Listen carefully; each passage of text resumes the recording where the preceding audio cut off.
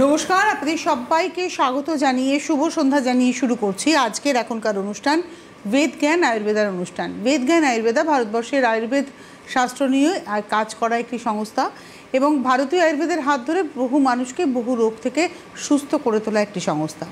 এই সংস্থার মূল লক্ষ্য হলো ভারতীয় আয়ুর্বেদের প্রপার আয়ুর্বেদের ব্যবহারে আমাদের শরীরের রোগের চিকিৎসা করা, না উপসর্গের সমাধান করা।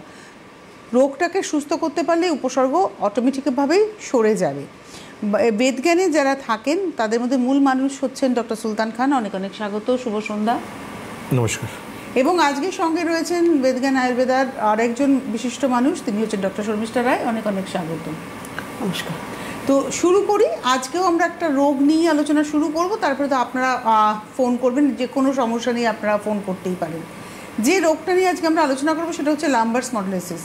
স্পন্ডিলোসিস শব্দটার সঙ্গে আমরা কম বেশি সবাই জড়িত বা জানি, ওয়াকিবহাল, কিন্তু লাম্বার এক্স্যাক্টলি কোনখানকার স্পন্ডিলোসিস, এই লাম্বার স্পন্ডিলোসিস থেকে আর কী কী রোগ হতে পারে, আদৌ এটা কিউরেবল কিনা, কতদিন সময় লাগে, কীভাবে কী রোগ, কী কী ঘটনা ঘটলে এই রোগটা হয়, কী কী আমরা না করলে এই রোগটা থেকে আমরা ভালো থাকতে পারবো, সবটা নিয়ে আমাদের আলোচনা।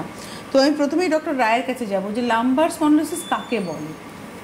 দেখুন, লাম্বার স্পন্ডিলাইটিসটা মানে হলো কি, আমার যে হাড়টা ক্ষয়ে গেল বা হাড়টা আমার ফুলে গেল সেটা হয়।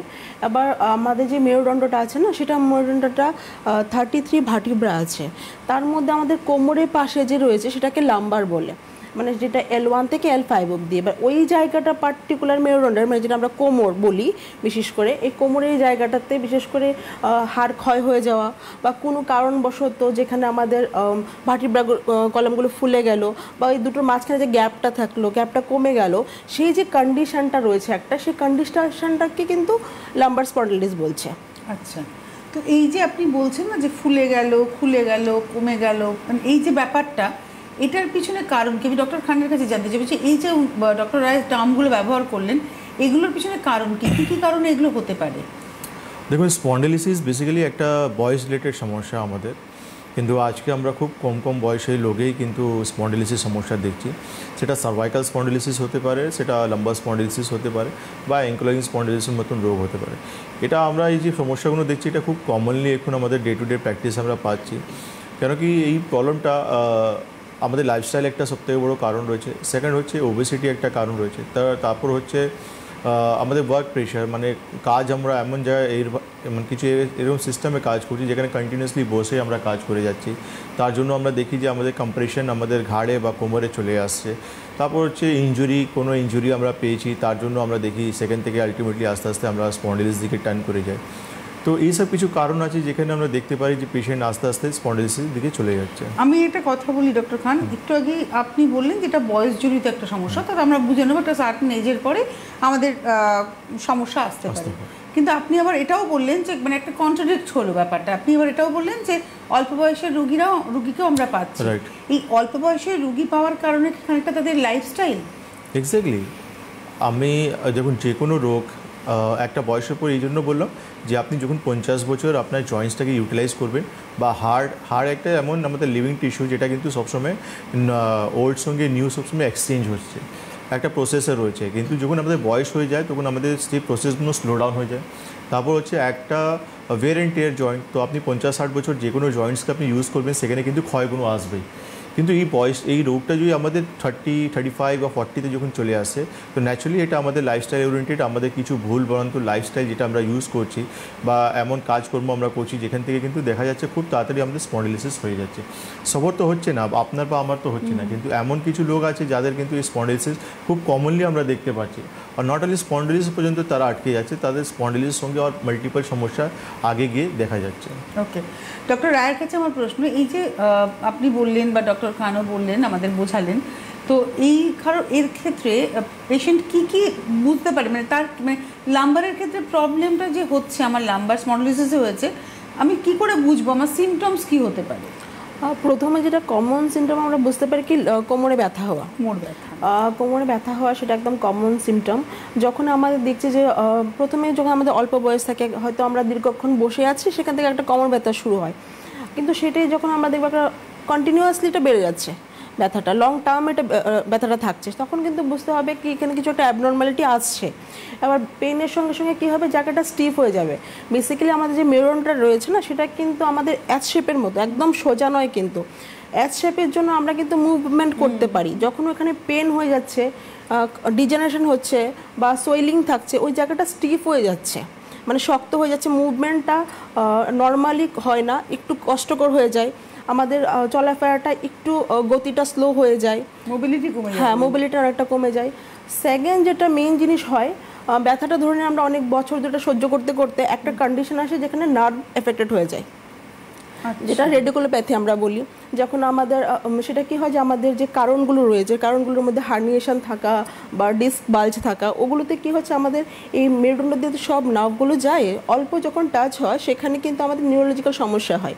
এবার লাম্বারে যখন সোয়েলিং, ব্যথা বুঝতে পারছি বা স্টিফনেস বুঝতে পারছি বা ঝিনঝিন করছে, তখনই কিন্তু কী হচ্ছে, দ্যাট মিনস আমার নার্ভটা নেক্সট অ্যাটাক হবে। তখনই অনেক সময় ম্যাক্সিমাম লোক দেখবেন বলে কি আমার পায়ের দিকে, কোমর থেকে একটা পায়ের দিকে ব্যথা যাচ্ছে, দ্যাট মিনস আমার ওখানে একটা ডিজেনারেশন শুরু হয়ে গেছে। আমরা আরো বিশদে আলোচনা করব। নমস্কার, কে রয়েছেন? হ্যালো, আমি বলছি যে আমি লিপিকা দত্ত আপনি? বলছি। হ্যাঁ, লিপিকা দত্ত, কোথা থেকে বলছেন?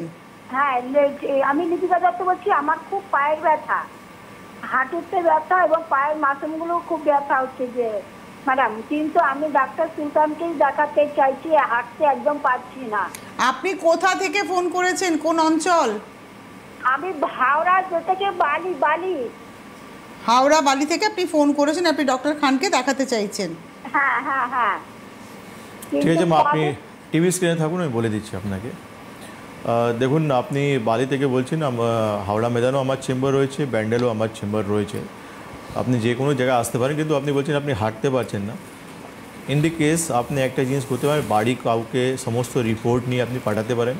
আমি আমার চেম্বারে বসে আপনাকে ভিডিও কলিং করে আপনার সঙ্গে আমি কথা বলিয়ে নেব। কেন কি আজকে এই যুগে আমরা কিন্তু এক্সকিউজ দিতে পারি না যে আমার সমস্যা হয়েছে, আমি এইটা করতে পারবো না বা ওইটা করতে পারবো। আমাদের আজকে আমি কলকাতায় বসে আমি অনেক পেশেন্টকে আউট অফ কলকাতা তাদের সঙ্গে কিন্তু কনসাল্ট করতে পারি, যেমন দিল্লি, মুম্বাই, ওড়িশা, ঝাড়খণ্ড, অনেক জায়গা থেকে পেশেন্ট আমার সঙ্গে অনলাইন জাস্ট ভিডিও কলিং মারফতে, কেন রিপোর্টগুলো আমার হোয়াটসঅ্যাপে সমস্ত চলে আসে, সঙ্গে ওনার সঙ্গে ভিডিও কলিংয়ে আমি ওনার পার্সোনাল ইস্যুগুলো আমি জানতে পারি। তো এইভাবে আপনি চিকিৎসা করাতে পারবেন। আপনি বাড়ির লোককে সমস্ত রিপোর্ট দিয়ে পাঠিয়ে দিন, আর ভিডিও কলিংয়ে আমি আপনার সঙ্গে কথা বলিয়ে নেব। আচ্ছা, আমরা ছিলাম ডক্টর রায়, আপনার কাছে ছিলাম যে আপনি সিমটমসের কথা বলছিলেন। ডক্টর খান, এবার আমার যেটা প্রশ্ন, যে সব সিমটমসে কি আমরা পার্টিকুলার এই সিমটমসে তো অনেক রোগের সাথে মিলতে পারে, এবার প্যাথোলজিক্যাল নিশ্চয়ই টেস্ট থাকবে, এখানে আপনাদের ক্লিনিক্যাল ভিশন কিভাবে কাজ করে? দেখুন, আপনি একদম ঠিকই বলেছেন। কমন এমন একটা জায়গা যেখানে কিন্তু আমাদের মাল্টিপল সমস্যা হয়, যে ডক্টরের সবথেকে বড় টাস্ক হচ্ছে সেটা হচ্ছে একটা পারফেক্ট ডায়াগনোসিস করা। কেন কি আমরা অনেকবার এখানে কোমর নিয়ে, আজকে লাম্বার স্পন্ডিলোসিস প্রোগ্রাম করছি, আমরা অনেকবার এখানে অ্যাঙ্কোলাইজিং নিয়ে প্রোগ্রাম করেছি, অনেকবার আমরা এখানে ইভিএন নিয়ে প্রোগ্রাম করেছি, এখানে অনেকবার আমরা স্যাকুলাইজেশন নিয়ে প্রোগ্রাম করেছি, আমরা অনেকবার এখানে সাইটিকা নিয়ে প্রোগ্রাম করেছি। তো অনেক সমস্যা নিয়ে আমরা ডিসকাশন করেছি। সমস্ত সমস্যা কিন্তু আমরা দেখি তার কিন্তু সূত্রপাত কোমর হচ্ছে। তো আলটিমেটলি ডক্টরের যেটা সবথেকে ইম্পর্টেন্ট কাজ হচ্ছে ডায়াগনোসিস করা, যে কী ধরনের সমস্যাতে পেশেন্ট ভুগছে, বা কোন নার্ভ ইফেক্ট হচ্ছে বা কোন হাড়গুলো ইফেক্ট হচ্ছে। তো তার জন্য আমাদের হাতে অনেক কিছু এমন ইনভেস্টিগেশন রয়েছে, যেমন এক্স-রে রিপোর্ট, প্রাইমারিলি যেটা আমরা করে নিতে পারি, চট করে আমরা এক্স-রে রিপোর্ট করে নিতে পারি, বা তার উপর হলে এমআরআই রিপোর্ট আমরা করতে পারি, সিটি স্ক্যান রিপোর্টগুলো করতে পারি। তাতে আমরা জানতে পারবো যে পেশেন্টের আলটিমেটলি কী সমস্যা থেকে আক্রান্ত রয়েছে। আর সঙ্গে আমাদের যে ক্লিনিক্যালি যে ইনভেস্টিগেশন রয়েছে বা ক্লিনিক্যালি ভিউগুলো রয়েছে, যেটা পেশেন্টকে আমরা হাঁটিয়ে উঠিয়ে বসিয়ে সমস্ত জিনিসগুলো আমরা ভালো করে দেখার পর রিপোর্ট সঙ্গে মিলিয়ে আমরা বলতে পারবো যে পেশেন্ট স্পন্ডিলিসিস, কোন ধরনের স্পন্ডিলিসিস থেকে আক্রান্ত রয়েছে, লাম্বার না অ্যাঙ্কোলাইজিং না স্যাক্রোলাইজেশন না এভিয়ান মতন রোগ থেকে আক্রান্ত রয়েছে। তো এই যে ডক্টর রায় বললেন এটা নার্ভের একটা সমস্যার দিকে চলে যায়, তারপরে আমার একটা প্রশ্ন, সেটা হচ্ছে যে আমি যদি ট্রিটমেন্ট না করে ফেলে রেখে দিই, আমার লাম্বার স্পন্ডিলোসিস হয়েছে, আমি ট্রিটমেন্ট করলাম না, আমি জাস্ট বুঝলাম না, আপনারা এরকম পেশেন্ট পান যে তারা ফেলে রেখে দিয়েছেন, তো এই রোগটা থেকে কোন কোন রোগ, একটা তো আপনি বললেন রেডিকুলোপ্যাথি, আর কোন কোন রোগের দিকে টার্ন নিতে পারি আমরা? দেখুন, আপনি যেটা বলেছেন খুবই ভালো কথা বলেছেন। দেখুন, ম্যাক্সিমাম কেউ ফেলে রাখে না। সবথেকে বড় জিনিস হচ্ছে মানুষের যখনই কষ্ট হবে সে ইমিডিয়েটলি ডক্টরের সঙ্গে কনসাল্ট করবে। 80% লোকই কনসাল্ট করে নেয়, 20% লোক রয়েছে তারা ইগনোর করতে পারে, কিন্তু 80% লোক চিকিৎসা করতে যায়। ডক্টরবাবুরা যা যা বলে তারা সেই সমস্ত জিনিস তারা এক্স রে বলুন এমআরআই বলুন যা যা বলছে করে নিচ্ছে, কিন্তু আলটিমেটলি সেই রকম যে রোগের চিকিৎসা তারা কিন্তু পাচ্ছে না। বেসিক্যালি যখনই আমরা দেখি এইরকম পেশেন্ট, তাদের প্রেসক্রিপশন যখনই তুলে আমরা দেখি সেই ক্যালসিয়াম সাপ্লিমেন্ট, সেই ব্যথা ওষুধ পেশেন্ট কিন্তু কন্টিনিউসলি ইউজ করে যাচ্ছে। আর আপনি বলছেন যে স্পন্ডিলোলিসিস থেকে আমার আবার কি আর হতে পারে, কমপ্লিকেশন কী হতে পারে, যেমন ম্যাডাম বললেন রেডিকুলোপ্যাথি একটা সমস্যা বললেন, সেরকম মধ্যে কিন্তু মাইলোপ্যাথি হওয়ার একটা সমস্যা হতে পারে। মাইলোপ্যাথি যেখানে কিন্তু আমার মাসল ইফেক্ট হতে পারে, যেমন আমার নিউরোলজিক্যাল সমস্যাগুলো আমরা দেখি যেখানে কিন্তু আমাদের হাত পা অবশ হয়ে যাচ্ছে, আমার ইউরিন ধরে রাখতে পারছি না, সেখানে কিন্তু মাইলোপ্যাথি কিন্তু একটা এমন টিপিক্যাল রোগ যেখানে কিন্তু আমার পায়ে যে ব্যালেন্সগুলো আছে, যে ক্ষমতাগুলো আছে সেটা কিন্তু চলে যেতে পারে। তো স্পন্ডিলোলিসিস এই জন্য ডেঞ্জারাস কেন, ভার্টিব্রা কলাম জাস্ট পাশেই কিন্তু স্পাইনাল নার্ভ আমার পাস হয়েছে, একদম পাশেই আমার কিন্তু স্পাইনাল নার্ভ রয়েছে। তো আলটিমেটলি আমি আমার স্পন্ডিলোলিসিসটাকে ঠিক না করতে পারলে সেই জন্যই কিন্তু আমার কিন্তু নার্ভ ইফেক্ট হতে পারে। ইফেক্ট মানে দু ধরনের ইফেক্ট হচ্ছে, একটা হচ্ছে পিঞ্চ, কেউ আপনাকে পিঞ্চ করলো, আর একটা হচ্ছে কেটে দেওয়া বা ব্লক করে দেওয়া। তো পিঞ্চ যেটা হচ্ছে সেটা হচ্ছে রেডিকুলোপ্যাথি। মাইলোপ্যাথিতে কী হচ্ছে পুরোপুরি কম্প্রেশন, মানে নার্ভটাই কিন্তু পুরোপুরি আটকে যাচ্ছে, মানে কোনো কারণে যেন তাকে অবস্ট্রাক্ট করা হচ্ছে, সেখানে কিন্তু আমাদের আলটিমেটলি ব্লাড সার্কুলেশন ল্যাক হচ্ছে, সেখানে কিন্তু আমাদের ব্রেন অ্যান্ড আদার পার্টসের সঙ্গে কিন্তু কোঅর্ডিনেশনও কিন্তু ল্যাক হচ্ছে। তো এই জন্য একটা স্পন্ডিলোলিসিস থেকে আমার কিন্তু শরীরে অন্য অন্য মাল্টিপল সমস্যা আসতে পারে। নমস্কার, কে রয়েছেন? হ্যালো। হ্যাঁ, এই আমি ডাক্তারবাবুর সঙ্গে একটু কথা বলতে চাই। আপনি একটু আপনার নাম আর জায়গাটা আগে বলে নিন।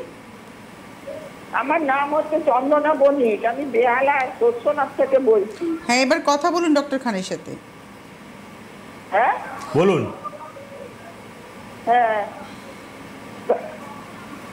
ডাক্তারবাবু, বলছি কি আমার গিয়ে কি বলে যেন, আমার না ওই পাইলসে খুব সমস্যায় ভুগছি। হ্যাঁ, পায়খানাটা প্রথম দিকে হতো না, হ্যাঁ, তারপরে তো আয়ুর্বেদ ওষুধ খেলাম, আয়ুর্বেদ ওষুধ খেয়ে এবারে দেখি পায়খানা হয় কিন্তু ভালোভাবে হয় না, ক্লিয়ার কাট হয় না। এবারে পরে যখন যাই অনেক কষ্ট হয়, প্রচুর কষ্ট হয়। ওটা হতে হতে হতে হতে এখন দেখি মানে ওই পটির জায়গাটা পুরো শক্ত হয়ে রয়েছে, আর কি ব্যথা, প্রচুর ব্যথা। আপনার বয়স তো? আমার বয়স 58 হবে, 58-59 হবে। ঠিক আছে, আপনি টিভি স্ক্রিনে থাকুন। দেখুন, আপনি যে প্রবলেমটা বললেন যে আমি আয়ুর্বেদিক ওষুধ খেয়েছি পায়খানা, এই পয়েন্টটাই আপনার কাছে প্রশ্ন করতে যাচ্ছিলাম। না, এটা হচ্ছে খুবই কমনলি যারাই পাইলসিসের ফিস্টুলা থেকে ভুগেন তারা কিন্তু যখনই একটা যে কোনো ডক্টরের সঙ্গে কনসাল্ট করতে যায় তখন আলটিমেটলি এটাই হয় যে আপনি এই ল্যাক্সেটিভটা ব্যবহার করুন, তাহলে আপনার পায়খানাটা পরিষ্কার থাকবে, নরম থাকবে, তাহলে আপনার ব্যথা হবে না বা ব্লাড রক্ত পড়বে না। কিন্তু প্রবলেমটা কী হয়ে যায়, আমরা রোগকে, যে রোগটা হয়েছে তাকে আমরা ইগনোর করে ফেলি, ওনারই সেটা প্রবলেম হচ্ছে। আলটিমেটলি এটাই হয় যখন আমাদের পুরোপুরি যখন পাইলস যেটা পুরোপুরি প্রোল্যাপস হয়ে যায় তখন আলটিমেটলি এটাই হয়ে যায় যে রেকটাম রিংটাই পুরো বন্ধ হয়ে যায়। আর রেকটাম রিং যখন আপনার বন্ধ হয়ে যাবে তো আপনি যে কোনো ল্যাক্সেটিভ খান সেরকম কিন্তু পেট পরিষ্কার হবে না, কেন আপনার জায়গাটাই তো বন্ধ হয়ে গেছে। তো আপনি বেহলা থেকে বলছেন, যোধপুর কালীবাড়ি আমাদের চেম্বার রয়েছে, আর পাইলসের জন্য আমি দি বেস্ট ট্রিটমেন্ট দিই, সেটা হচ্ছে খাওয়া সূত্র, ওয়ান স্টপ ট্রিটমেন্ট, মানে একবার আপনি করলেন সারা জীবন এটা নিয়ে আপনাকে আর চিন্তা করতে হবে না। আচ্ছা, আমরা এবারে যাবো হচ্ছে লাম্বারের ক্ষেত্রে। আমার একটা প্রশ্ন, সেটা হচ্ছে যে লাম্বার স্পন্ডিলোসিস থেকে কি একজন মানুষ পঙ্গু হয়ে যেতে পারেন ডক্টর রায়? মানে কীরকম হবে কি, আস্তে আস্তে চলাফেরা একদম বন্ধ হয়ে যাবে। চলাফেরা বন্ধ হয়ে গেলে তখন কী হবে, আমাদের বডির ওয়েট বেড়ে যাবে, তারপরে একদমই বিছানায় পড়ে যাবে, যেটা হয় আলটিমেটলি। কারণ ম্যাক্সিমাম ক্ষেত্রে কী হয়, এগুলো আমরা বোঝানোর জন্য বলছি, কিন্তু আয়ুর্বেদে আমাদের যে ট্রিটমেন্ট প্রোটোকলে সেটা আমরা কি বলছি যে পার্টিকুলার লাম্বার পোর্শনে বাতের অ্যাগ্রাভেশন হয়েছে, মানে কাটি প্রদেশে। তো আমার যখন বাতটাকে আমাকে ওখানে জমে যাবে তখন কিন্তু ডিজেনারেশনটা বাড়বে। দ্যাট মিনস তখন আমাদের মুভমেন্ট দেখবেন কমে যায়, ওয়েট গেইন হচ্ছে, হাঁটা চলা একদম বন্ধ। তারপরে একটা মানুষের পঙ্গু হয়ে যাবে, মানে বেড রিডেন হয়ে যাওয়ার মানে এভরি চান্সেস রয়েছে। কেন কি না, মুভমেন্ট যদি প্রপারলি না হয় তাহলে তো কিছু করার নেই, আর ওয়েট গেইন তখন হবেই, এর কারণের জন্য এরকম হয়। তো এবারে আমি একটু ট্রিটমেন্ট প্রসিডিওরে আসবো। যে ধরুন লাম্বার স্পন্ডিলোসিস হয়েছে, ডায়াগনোসিস হয়েছে, এটা লাম্বার হয়েছে, এবারে ট্রিটমেন্টটা আয়ুর্বেদের হাত ধরে কীভাবে হবে? মেইনলি যেটা আমি বললাম কি, আমাদের আয়ুর্বেদে যেটা মানা হয় কি, ওই কোটি প্রদেশ যেটা রয়েছে লম্বার পোর্শনে বাতের অ্যাগ্রাভেশন হয়ে যাচ্ছে, দ্যাট মিনস ওটা ড্রাই হয়ে যাচ্ছে কিছু কারণের জন্য, বা কিছু ইনজুরি হচ্ছে, সেখান থেকে এই ডিজেনারেশনটা হচ্ছে। আবার সেখানে কি হয়, আমাদের আয়ুর্বেদে যে মেইন পার্ট হলো কি নিদান পরিবর্জন, মানে আমি প্রথমে জানতে হবে কি করব না। কারণ লং টার্ম যেটা আমরা সিটিং পোস্টারে বসে থাকি, সেটা কিন্তু লাম্বার স্পন্ডিলাইটিস হওয়ার একটা বড় কারণ। এবার আমি তো সেটা কন্টিনিউয়াসলি বসে থাকি, তাহলে আমাকে ওই নিদানটাকে বর্জন করতে হবে। সেকেন্ড যেটা হচ্ছে মেন আমাদের পঞ্চকর্মা ট্রিটমেন্ট রয়েছে। পঞ্চকর্মাতে কি হচ্ছে, যেখানে বাতের অ্যাগ্রাভেশনটা হচ্ছে, সেখানে আমাকে কিছু আমাদের প্রসিডিওর, যেরকম কাটিবস্তি বলে একটা প্রসিডিওর হয়, কন্টিনিউয়াসলি লাম্বার পোর্শনে মেডিকেটেড অয়েল দিয়ে ধারা দেওয়া হয়। সেখানে কি হয়, যেখানে আমার ডিজেনারেশনটা হয়ে গেছে বা সোয়েলিংটা হয়ে গেছে, সেটাকে রিডিউস করা হয়। তারপরে কি স্টেপ আসে, যেরকম বাস্তি বলে এক ধরনের ট্রিটমেন্ট দেওয়া হয়, যেখানে আমাদের বাস্তিকে বলা হয় অর্ধ চিকিৎসা। মানে বাত হয়েছে আমার, বাতজ ব্যাধি, 80 প্রকার বাতজ ব্যাধি যেটা আয়ুর্বেদে বলা গেছে, সেটার কিন্তু ওয়ান লাইন অফ ট্রিটমেন্ট হলো কি বাস্তি চিকিৎসা। থার্ড যেটা মোস্ট ইম্পর্টেন্ট পার্ট, সেটা হলো শমন চিকিৎসা। এবার শমন চিকিৎসা মানে আমাদের যে মেডিসিনগুলো রয়েছে, যেগুলো আমাদের বাতটাকে সমান করছে, বাতটা কিন্তু বের করে দিচ্ছে না। কারণ আমি অনেকবারই বলেছি কি, বাত বের হয়ে যাওয়া মানে আমরা মৃত। দ্যাট মিনস বাতটা নরমালাইজ করছে। একটা টেলিফোন নিয়ে নিই। নমস্কার, কে রয়েছেন? হ্যালো, মৌসারাম ঘোষ, হুগলি থেকে বলছি। একটু আওয়াজটা বাড়বে। হুগলি থেকে আপনি কে বলছেন? মনসা ঘোষ বলুন। বলছি, আমার সমস্যা পায়ে হাঁটুতে লাগে, আর হচ্ছে ওই বাঁ হাতের উপর দিকে তুললি না, বাঁ হাতটা লাগছে কাছাকাছি, আর মাথা থেকে শিরার একটা টান দিচ্ছে ঘাড় থেকে। কতদিন থেকে হচ্ছে সমস্যাগুলো আপনার? আমার অনেকদিন থেকে ওই আগে গাড়ি দেওয়ার ব্যবসা করতুন, গাড়ি দিত, তারপর থেকেই আমার এরকম হচ্ছে। আজ বছর 4-5 আপনি এক্সরে রিপোর্ট কিছু করিয়েছেন আপনি? একটা রিপোর্ট কিছু করানো হয়নি। ঠিক আছে, আপনি টিভি স্ক্রিনে থাকুন। দেখুন, আপনি হুগলি থেকে বলছেন, আমাদের চেম্বার ব্যান্ডেলে রয়েছে। সবথেকে ভালো, সামনে সোমবারই আমার চেম্বার রয়েছে ব্যান্ডেলে। আপনি একটা অ্যাপয়েন্টমেন্ট করুন, চলে আসুন, আয়ুর্বেদের ট্রিটমেন্ট করান। যে কষ্ট আপনি পাচ্ছেন, আয়ুর্বেদ মেডিসিনে আপনার প্রবলেমটা পুরোপুরি সলভ হয়ে যাবে। যে 20%-এর কথা বললেন, যে ট্রিটমেন্ট না করে ফেলে রেখে দেন, ইনি হচ্ছেন সেই 20%-এর মধ্যে। কিন্তু একটা কথা আমি ডক্টর খান আপনার কাছে বলবো, আপনি খুব কনফিডেন্স নিয়ে বললেন যে আপনি আসুন, আপনি আয়ুর্বেদের চিকিৎসা করুন, আপনি ভালো হয়ে যাবেন। এই জায়গাটা একটু যদি আপনি এক্সপ্লেনেশন আমাদের মানে করে দেন। দেখুন, আমরা মাল্টিপল পেশেন্ট ট্রিট করছি। যেমন এমন কন্ডিশন যেখানে পেশেন্ট হাঁটতে পারছে না, এমন পেশেন্ট যারা বেড রিটেন হয়ে গেছে, এমন পেশেন্ট যাদের কিন্তু অপারেশন ছাড়া কোনো অপশান নেই, তারা যখন আমাদের ট্রিটমেন্টে সুস্থ হয়ে যাচ্ছে, তাহলে স্পন্ডিলোলিসিস তো আমাদের সামনে কিন্তু খুবই একটা প্রাইমারি সমস্যা।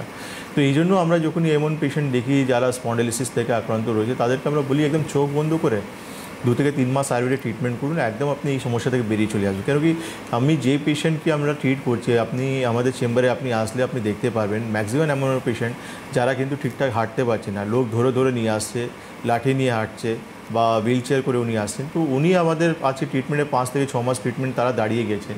তাদের মাথা থেকে অপারেশনের কথাগুলো কিন্তু বেরিয়ে গেছে, না আমি অপারেশন দরকার নেই, আমি মেডিসিন বা পঞ্চকর্মা থেরাপিতে আমি সুস্থ থাকবো।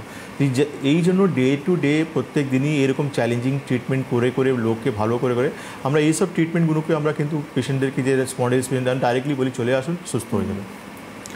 নমস্কার, কে রয়েছেন? হ্যালো, আমি মানে আমার মায়ের ব্যাপারে বলবো, আমার মায়ের নামটাই বলছি। ওনার নাম হচ্ছে শুভ্রা ভট্টাচার্য, আসানসোল থেকে। আসানসোল থেকে বলুন।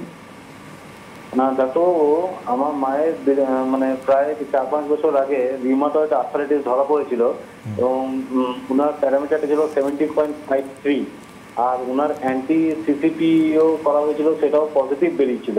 ঠিক আছে, তো কিন্তু সেই সময় ওখানে আমরা অ্যালোপ্যাথিক চিকিৎসাই করেছিলাম, এবং যা ওষুধ দিয়েছিল তাতে মোটামুটি মানে ঠিক হয়ে গেছিল, আর ওটা কোনো রিপিটেশন আমরা কখনো দেখিনি।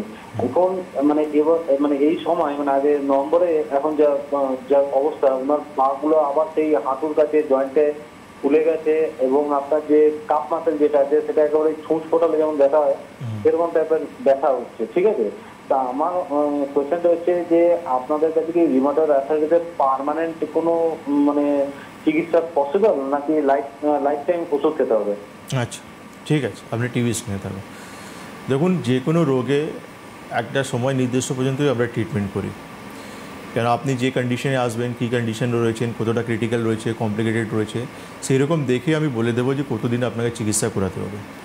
কেন আয়ুর্বেদে যখন আপনি রোগের চিকিৎসা করবেন তাহলে আপনাকে সারা জীবন কিন্তু রোগ মানে ট্রিটমেন্টটা চালিয়ে যেতে হবে না, আপনাকে একটা 5 মাস 6 মাস হতে পারে 1 বছর পর্যন্ত আপনাকে চিকিৎসা টানতে হবে। কেন কি সেই কমপ্লিকেশন বা সিভিয়ারিটি দেখেই আমি আপনাকে বলতে পারবো। আপনি আসানসোল থেকে বলছেন, আমি আপনাকে বলবো রুমেটাইড আর্থ্রাইটিস ট্রিটমেন্ট আপনি আয়ুর্বেদে করান। আর আমি অনেক পেশেন্টদের বক্তব্য রুমেটাইড আর্থ্রাইটিস পেশেন্টকে দেখিয়েছি যারা আমাদের ট্রিটমেন্ট অনেক সুস্থ ভালো রয়েছে। তবে একটা কথা ডক্টর খান এখানে মনে হয় বলে দেওয়াটা ভীষণ জরুরি, যেটা আপনারা আলোচনা করেন বা আমরা যখন আলোচনা করি, যে ওই জীবনযাপনটা, লাইফস্টাইলের যে পরিবর্তন ওটা কিন্তু মেনটেন করতে হবে। 100%। ওনার মাকে আপনি যেগুলো বারণ করে দেবেন সেগুলো উনি খেতে পারবেন না, যেভাবে চলতে বলবেন সেগুলো কিন্তু চলতে হবে। মেডিসিন বন্ধ হয়ে যাওয়ার পরেও সারা জীবন তাকে ওটা মানতে হবে। এবার উনি ভাবলেন আমি সুস্থ হয়ে গেলাম, আমার মেডিসিন বন্ধ হয়ে গেল, মানে আমি আবার বাসি খাবার খেলাম বা যা প্রবলেম সেগুলো যদি করি তাহলে কিন্তু আবার হাসতেই পারে। 100%। কেন কি এই যে রুমেটাইড আর্থ্রাইটিস, অস্টিওআর্থ্রাইটিস, যে কোনো ক্ষেত্রে, লাম্বারের ক্ষেত্রেও যে কোনো রোগ, এই স্পেসিফিকলি এই হাড়ের রোগগুলো কিন্তু মশা কামড়ালে হয় না। এই আমার ব্যাড হ্যাবিট, আমার লাইফস্টাইল, আমার অকুপেশন, আমার কাজকর্ম, এই জন্যই কিন্তু এই রোগটা হচ্ছে আমার। তো ন্যাচারালি আমি যখন সুস্থ হয়ে যাচ্ছি তাহলে আমরা যে আপনাকে জিনিসগুলো বলবো, নিদান পরিবর্তন, যে লাইফস্টাইল আমরা বলবো, আপনাকে অবশ্যই লিড করতে হবে। সেই লিড করলে, কেন আপনি বাজে লাইফস্টাইল, যে খারাপ লাইফস্টাইল লিড করেছিলেন সেই জন্য রোগটা হয়েছে। আফটার মানে পুরোপুরি ঠিক হয়ে যাওয়ার পর তার মানে এই নেই যে আপনি লাইসেন্স পেয়ে গেছেন নিজের মতন লাইফ লিড করা, এটা কিন্তু সম্ভব নেই। কেন আপনি যখনই ভুল করবেন আবার রোগটা কিন্তু চলে আসবে। তো আপনাকে সবসময় একটা নিজেকে মানে যে ডক্টরবাবু বলে দেবে সেইভাবে কিন্তু চলতে হবে। আচ্ছা, আমাদের সঙ্গে আরেকজন বন্ধু আছেন। নমস্কার, কে রয়েছেন? হ্যালো। প্রেজেন্ট আছে। হ্যাঁ হ্যালো। হ্যাঁ হ্যালো, আপনি কে বলছেন, কোথা থেকে বলছেন? আমি আগ্রা থেকে, পশ্চিম মেদিনীপুর আগ্রা থেকে, ঘাটাল থানা থেকে সুভাষ খান বলছি। আচ্ছা বলুন। ম্যাডাম, আমার এই কোমরে স্পন্ডলাইটিস হয়েছিল, লাম্বার স্পন্ডলাইটিস। আমি অনেকদিন ধরে পেশেন্টে ভুগছি, তো কোনো মতে কিছু হচ্ছে নি। তো আমি স্যার বাড়িতেই আছি, হাঁটা চলা অল্প করতে পারছি, কিন্তু কোনো কিছু করতে পারছি না সেরকম। আপনার বয়স কত?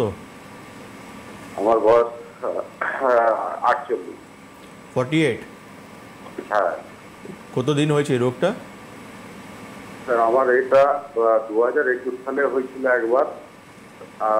এরপর পরপর মানে 3-4 বছর, এক বছরের মাথায় একবার হয়েছে।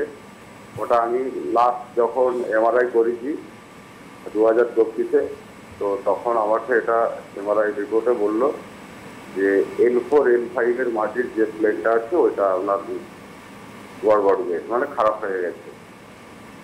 আপনার কি ব্যথা ছাড়া আর কোনো সমস্যা হচ্ছে? স্যার আমার মানে ব্যথাটা আছে, মানে ব্যথা আমাকে ফিজিক্যালি কিছু কাজ করতে পারছি, শারীরিক পরিশ্রম করতে পারছি, বা ওটা কোনো ভার করতে পারছি, আমি ঘরে শুনতে উঠতে গেলেও করতে হচ্ছে। ঠিক আছে, আপনি টিভি স্ক্রিনে থাকুন। ঠিক আছে, আপনি এমআরআই রিপোর্ট করেছেন, তো আপনি ওই এমআরআই রিপোর্ট নিয়ে আমাদের চেম্বারে একবার ভিজিট করুন। কেন কি আপনাদেরকে এইভাবে একটা টার্ম বলে বুঝিয়ে দেওয়া হয়, সেটা কিন্তু আমরাও কিন্তু পরেশান হয়ে যাই, খারাপ হয়ে গেছে বা মানে এমন জিনিস বলে দেওয়া হয় যে আমরাও কনফিউজ হয়ে যাই যে আলটিমেটলি এই টার্মটা কী আছে। তো আপনি রিপোর্ট নিয়ে একবার আমাদের চেম্বার ভিজিট করুন। স্পন্ডেলিসিস নিয়ে আপনাকে চিন্তা করতে হবে না, আয়ুর্বেদ ট্রিটমেন্ট করুন, 2 থেকে 3 মাস ট্রিটমেন্ট করুন, দেখবেন অনেকটাই আপনি ভালো হয়ে যাবেন। মানে যেটা খুব মানে একটা হয় না, আমরা একটা কনক্লুশনে ওয়ান ওয়ার্ডে এক্সপ্লেন করতে পারি যে আয়ুর্বেদিক ট্রিটমেন্টে আপনার রোগের চিকিৎসা হবে, আপনার সিমটমসের নয়। অর্থাৎ আপনার ব্যথা করছে, ব্যথা কমিয়ে দিতে পারবে না, আয়ুর্বেদ সেটা করবে না। বা আপনার ফুলে গেছে, সঙ্গে সঙ্গে ফোলাটা কমিয়ে দিতে পারবে না। আয়ুর্বেদ কী করবে, আপনার রোগের শিকড় যেখানে, অর্থাৎ যে কারণে আপনার রোগটা হচ্ছে সেই কারণটাকে স্টেপ বাই স্টেপ সারিয়ে তুলবে। তাতে করে কী হবে, একটা স্টেপ কমলে আপনার একটা উপসর্গও কমবে, সেকেন্ড স্টেপ কমলে আপনার সেকেন্ড উপসর্গটাও কমবে। এইভাবে আয়ুর্বেদ ট্রিটমেন্ট করে। আমরা লাম্বারের ট্রিটমেন্টে ছিলাম, ডক্টর রায় বলেন যে যদি সমস্ত বাত বের করে দেওয়া হয় তাহলে একটা মানুষের প্রাণ থাকবে না। সেখান থেকে আবার ওই আপনি বলছিলেন কথাটা। হ্যাঁ, কেন কিনা আমাদের যে আমরা যে বলি না বাত পিত্ত কফ, এটা কিন্তু বডি ব্যালেন্স করে বডিতে। সেজন্য আমাদের যখন ট্রিটমেন্ট প্রোটোকলে সেটাই হয়, যেখানে যেই জায়গায় অ্যাগ্রাভেশন হয়েছে সেখানটা থেকে জিনিসটাকে বের করে দেওয়া হয়। আর আয়ুর্বেদ ট্রিটমেন্ট যখন করান আমাদের পেশেন্টরা জানেন কখনো একটা পার্টিকুলার এরিয়াতে হয় না, ফুল বডি ট্রিটমেন্ট হয়। কেন ট্রিটমেন্ট হয়, কেন কিনা এই যে দোষটা ডিসব্যালেন্স হচ্ছে, হয়তো ওই ধরে নিন লাম্বার এটা বেশি বেড়ে গেছে, তার জন্য এটা উপসর্গটা আসছে, কিন্তু পরেই ঘাড়ে অ্যাটাক বা হাঁটুতে সেগুলোও হবে। সেজন্য যখন আমাদের পঞ্চকর্মা ট্রিটমেন্ট করা হয় তখন কিন্তু হেড থেকে টো অবধি করা হয়, যাতে দোষটাকে ব্যালেন্স করা যায়।